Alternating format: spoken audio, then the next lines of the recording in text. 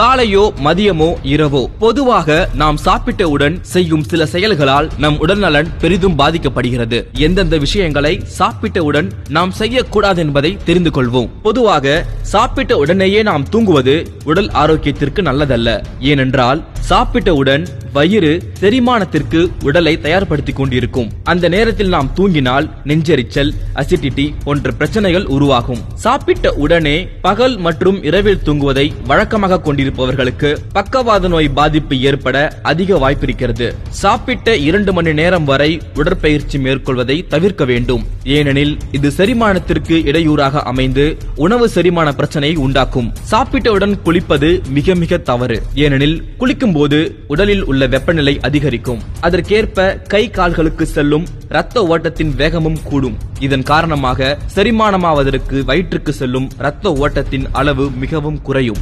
எனவே அது வயிற்றில் உள்ள செரிமான உறுப்புகளுக்கு பாதிப்பை ஏற்படுத்தி செரிமானத்தையும் தாமதப்படுத்துகிறது. சாப்பிட்டவுடன் தேநீர் குடிப்பதையும் முற்றிலும் தவிர்க்க வேண்டும். குறிப்பாக கர்ப்பிணி பெண்கள், குழந்தைகள் சாப்பிட்டவுடன் தேநீர் குடிக்கவே கூடாது.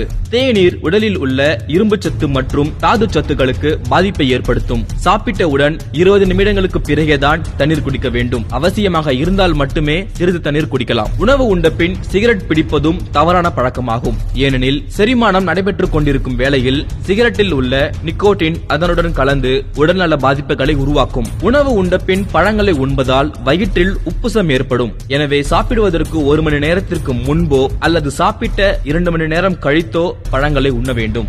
ஆரோக்கியமாக இருக்கத்தான் நல்ல உணவுகளை உட்கொள்கிறோம். ஆனால் உணவு உண்ட பின் இதுபோல் நாம் செய்யும் சில தவறுகளால் உடல் உபாதைகள் ஏற்படுகிறது. எனவே அதை நாம் தவிர்ப்போம்.